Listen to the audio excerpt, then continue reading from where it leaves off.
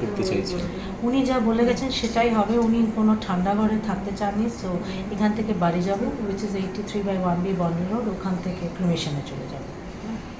তারপরে ওর যখন কত অজানারে বেরোতে শুরু করলো দেশ পত্রিকায়, সেটা পরে আমরা খুব উদ্বুদ্ধ হয়েছিলাম, খুব ভালো লেগেছিল। তারপরে তার সঙ্গে পরিচয় হয় এবং খুব সুন্দর মানুষ, আহ, একেবারে অত্যন্ত ভদ্রলোক, ভালো মানুষ, যেমন হয় আর কি, নিরীহ প্রকৃতির মানুষ ছিলেন। তারপরে তার সঙ্গে এমনিতে আমার ব্যক্তিগত দেখা সাক্ষাৎ তো অনেকবারই হয়েছে। আর একটা ব্যাপার ছিল, উনি তখন ডানলপের, হুগলির ডানলপে উনি তখন কোনো একজন বড় কর্তা ছিলেন আর কি। সেই সময় উনি প্রায় সময় শীতকালে, অন্তত ৩-৪ বছর ঘটনাটা ঘটেছিল, উনি বাস টাস ঠিক করে আমাদের সব সাহিত্যিকরা সব দল বেঁধে আমরা যেতাম ইয়েতে, ডানলপে ওর সে কারখানা দেখতে, এবং সেখানে খাওয়া দাওয়া হতো, আড্ডা হতো। ভারী মজার ব্যাপার। ২-৩ বছর আমি গেছি। আরো তারপরেও হয়েছে কিনা আমার ঠিক মনে নেই এখন আর। তা বোধহয় ৩-৪ বছরই হয়েছিল। তারপরে উনি ওখান থেকে চলে আসেন সিএস থেকে। তারপরেও আমার সঙ্গে অনেক দেখা সাক্ষাৎ, অনেক কথাবার্তা হয়েছে। মজার মানুষ ছিলেন, হাসি খুশি মানুষ ছিলেন খুব। আর জানোই তো, শেষ দিকে তো একা হয়ে পড়েছিলেন। স্ত্রী মারা গেলেন, তারপরে মেয়েরা বিদেশে চলে গেল, বিদেশে মানে প্রবাসী চলে গেল বিয়ে হওয়ার পর। নিঃসঙ্গ হয়ে পড়লেন। মানুষটির নিঃসঙ্গতাটা বুঝতে পারতাম খুব। যখন উনি লিখলেন একা একা একাশি, তখনই বুঝলাম যে মানুষটি কত নিঃসঙ্গ। তো এই মানুষটি তো অত্যন্ত পাঠক প্রিয় মানুষ ছিলেন। পাঠক তার লেখা খুব ভালোবাসতেন এবং তার লেখা প্রচুর বিক্রি হতো, প্রচুর। জনপ্রিয়তার শীর্ষে ছিলেন এক সময়। তারপরে বইমেলায় দেখতাম উনি সই দিচ্ছেন বসে বসে, বাইরে টেবিল পেতে বসে পাঠকদের সই দিচ্ছেন। তখন হাঁটতে পারেন না, হুইল চেয়ার বাউন্ড। তো এবার এরকম পাঠকের প্রতি একটা দায়বদ্ধতা ছিল। তো মানুষটিকে হারিয়ে আমার ব্যক্তিগতভাবেও একটা ভীষণই শূন্যতা বোধ হচ্ছে। আর বাংলা সাহিত্যে তো একটা বিশাল শূন্যতার সৃষ্টি হলোই।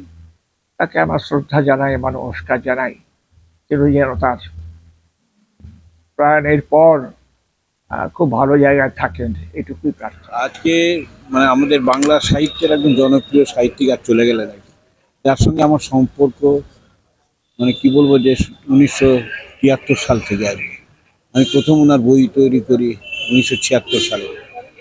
ফার্স্ট বই স্বর্গমর্ত পাতাল, সেই থেকে শুরু। তারপরে এক ব্যাগ শঙ্কর, চৌরঙ্গী, তারপরে আহারে অনাহারে বিবেকানন্দ থেকে শুরু করে মানে কত বই, সম্রাট সুন্দরী, চরণ ছুঁয়ে যায়, অনেক বই।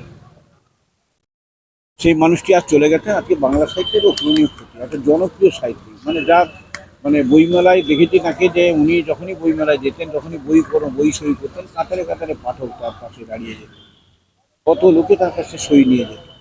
তো সেই মানুষটি আজ চলে গেছেন। একজন মানে সাধারণ, মানে সাধারণভাবে বলতে গেলে যে এই মানুষটি যে কত জনপ্রিয় ছিলেন সেটা না দেখে বলা যায় না। ওনার সঙ্গে প্রথম পরিচয় হয়েছিল 1994 95 সালে আর কি। ওই সময় আমি যে সরকারি দপ্তরে চাকরি করতাম, উনি তো সিএসসি ইয়ে ছিলেন, পিআরও ছিলেন। ওই বজবজে একটা থার্মাল পাওয়ার প্ল্যান্ট হচ্ছিল, সেই নিয়ে একটা ওই সিএসসির সঙ্গে আমাদের একটা মিটিং ছিল। সেই মিটিং এ শঙ্কর এসেছিলেন। আমি আর ওনার সিএসসি ইঞ্জিনিয়াররাও ছিলেন, তার শঙ্করও এসেছিলেন। সেই প্রথম আমি শঙ্করের পাশে গিয়ে বসে ওনাকে আমার নিজের নাম বলি, উনি আমাকে চিনতে পারলেন, গায়ে পিঠে হাত দিয়ে কত কথা জিজ্ঞেস করলেন। এই এই এই হচ্ছে প্রথম পরিচয়, এবং সেটা উনি ভোলেননি। তারপরে যতবার দেখা হয়েছে, পরে তো দেখা হয়েছে কলেজ স্ট্রিটে, বইমেলাতে, এবং উনি নানান কথা জিজ্ঞেস করেছেন। এই আর ওনার লেখা তো আমি সেই ছেলেবেলা থেকে, মানে ধরুন আমার কৈশোর থেকেই প্রথম পড়েছিলাম ওই কত অজানারে, হাইকোর্ট নিয়ে। হচ্ছে বারোয়েল সাহেবের মৃত্যুর পর লিখতে আরম্ভ করেন। আর তারপরে বোধহয় ধারাবাহিক চৌরঙ্গী পড়েছি। ও পুরোটা পড়িনি, যে ধারাবাহিক, পরে বই পড়েছিলাম, ধারাবাহিক পুরোটা পড়িনি, কোনো কোনো সংখ্যা বাদ গেছিল, আর তখন অতটা তারপরে নিবেদিতা রিসার্চ ল্যাবরেটরি বলে একটা উপন্যাস আছে, এটা অসামান্য। এবং শঙ্কর সবসময় আর কি বিচিত্র বিষয়ে এর কথা ভাবতেন, বিচিত্র বিষয়ে মনোনিবেশ করতেন। ওনার একটা লেখার সঙ্গে আর একটা লেখার কোনো মিল ছিল না, এটা হচ্ছে সবচেয়ে বড়। এবং উনি যে 70 দশকে আমাদের এখানে কলকারখানা বন্ধ হয়ে যাচ্ছে, কলকারখানা বন্ধ করে নিয়ে চলে যাচ্ছে, কারখানা স্ট্রাইক করিয়ে দিয়ে মালিকই কারখানা স্ট্রাইক করিয়ে দিচ্ছে, হ্যাঁ, মানে মালিকই কারখানা স্ট্রাইক করে দিচ্ছে, তার থেকে বন্ধ হলে বোনাস আটকে দিল, এইরকম বিষয় নিয়ে উনি ওই যে সীমাবদ্ধ উপন্যাসটা লিখেছিলেন। তারপরে একটা উপন্যাস জন অরণ্য, সেটা তো মানে মানে এই দুটি উপন্যাস খুব ভালো। এরপরেও ওনাকে নিয়মিত পড়েছি।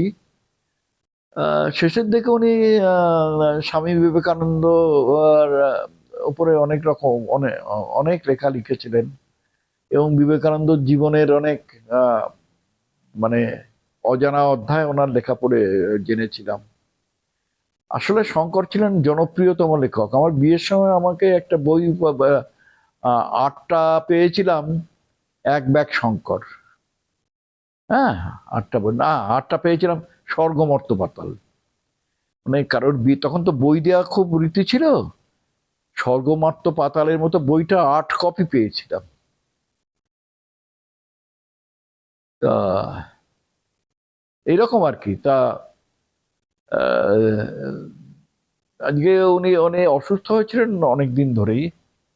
গত বছর, এটা তো 26-এর বইমেলা গেল, 25-এর বইমেলায় বোধহয় উনি এসছিলেন। 25, হ্যাঁ, তখন তো রীতিমতো অসুস্থ। তাও উনি ওই সুধাংশুবাবুকে বলে, দেদের সুধাংশুবাবুকে বলে সুধাংশুবাবু ওকে নিয়ে এসেছিলেন।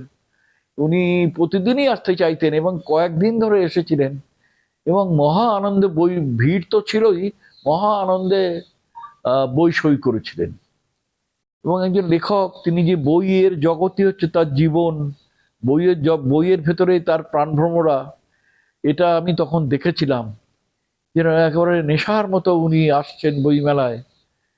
এটা উনি ছিলেন একদম রক্ত মাংসেরই একজন মানে মানে সর্বস্ব নিয়েই একজন লেখক। এবং বাংলা যে প্রকাশনা গুলি, বাংলা বই, জনপ্রিয় লেখকরা জনপ্রিয় লেখক ছিলেন, কিন্তু সস্তা জনপ্রিয়তা নয়। ওনার যেমন সাধারণ পাঠক ওনার প্রচুর বই কিন্তু পড়তো, আবার সিরিয়াস পাঠক ওনার বই পড়তো। কারণটা কি, ওনার ভিতরে সেই গুণটা ছিল। এবং বাংলা প্রকাশনা জগৎকে উনি অনেকটা ধরে রেখেছিলেন। প্রকাশনা তো সব লেখকের বই তো সমান বিক্রি হয় না, কিন্তু এমন এমন লেখকের দরকার হয় যিনি ওই প্রকাশকের অত্যন্ত অত্যন্ত নির্ভরশীল, যার বই বেরোলেই 1000 কপি, 2000 কপি, 3000 কপি বিক্রি হয়ে যায়, এমন লেখক ছিলেন শঙ্কর। ফলে ওনার মৃত্যু তো এমনি বাংলা সাহিত্যের তো মানে, এখন উনি লিখছিলেন কিন্তু এখন আর আগের মতো পারছিলেন না। শেষ 21 সালে সাহিত্য একাডেমি পান 1181 বলে বইটার জন্য। তো সেটা অনেক দেরিতে পেয়েছেন। আমার তো মনে হয় ওই নিবেদিতা রিসার্চ ল্যাবরেটরির জন্য ওকে একবার একাডেমি দিই, কি কত অজানারে বইয়ের জন্য একবার একাডেমি দিই, এইরকম লেখক। তিনি পাননি, অনেক পরে পেয়েছেন। সেটা হয়, তাতে কিছু না, পেয়েছেন এটা বড় কথা। না পেলেই বা কি, অনেক লেখক পাননি, অনেকে যেমন টলস্টয় নোবেল পুরস্কার পাননি, তাতে তো আর টলস্টয়ের মহিমা কোনো নষ্ট হয় না, সুতরাং সেটা বিষয় নয়। কিন্তু পেলেও আবার অনেক লোকের কাছে বই পৌঁছে যায়, এটাও একটা ব্যাপার আছে। আমার অভিজ্ঞতা হচ্ছে, একটা খুব বিচিত্র অভিজ্ঞতা ছিল। একটি পত্রিকা আমাকে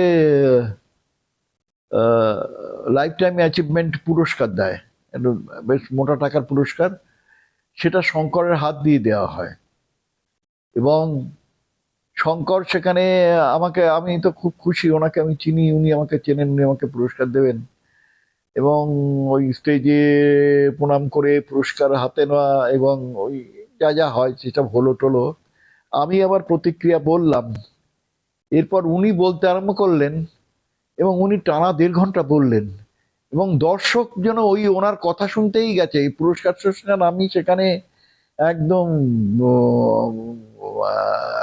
লোকের চোখ থেকে হারিয়েই গেলাম। একদম শঙ্কর বসে আছেন এবং উনি বলে যাচ্ছেন, লোকে শুনছে, হাততালি দিচ্ছে, থামতে চাইছেন, থামতে দিচ্ছে না। এই অভিজ্ঞতা আমার হয়েছিল। সেই দিনই আমার সঙ্গে একজন ছিলেন, আমার নিকটজন, তার অনেক, তিনি প্রায় শঙ্করেরই বয়সী বা তার চেয়েও একটু কম। তা তার, তিনি গেছিলেন আমার পুরস্কার দেখতে। তা তিনি একটু পা টেনে হাঁটছেন দেখে, মানে পুরস্কারের পরে যখন আমরা বসে গল্প করছি তারপর ফিরে আসবো, তা পা টেনে হাঁটছেন দেখে শঙ্কর জিজ্ঞেস করলেন যে আপনি পা টেনে হাঁটছেন কেন? বলো এরকম ব্যথা পায়ে, যা হয় তা। শঙ্কর কতগুলো ওষুধের কথা আর কতগুলো ওই, পরামর্শ ওনাকে দিয়েছিলেন। সেটা তো হয়ে গেল। 3 দিন না 4 দিন বাদে শঙ্কর আমাকে ফোন করেছেন, ফোন করে বলছেন, এই অমর, তুমি, উনি কেমন আছেন, ওনার পা কেমন আছে, আমাকে একটু জানিও তো। এইরকম মানুষ হিসেবেও অতুলনীয় ছিল, অতুলনীয় মানুষ ছিলেন।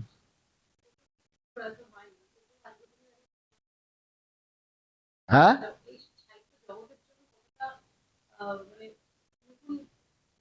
বই পাবে না যে দর্শক যারা যারা viewers রয়েছে, যারা বই পড়তে ভালোবাসেন। না সেটা তো প্রত্যেকটা জিনিসে, এটা তো জাগতিক নিয়ম।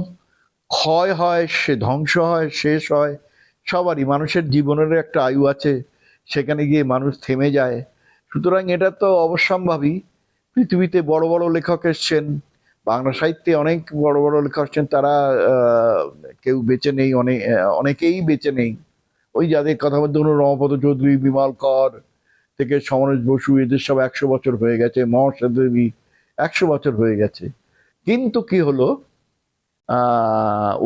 ওনার ওই লেখাতেই বেঁচে থাকেন।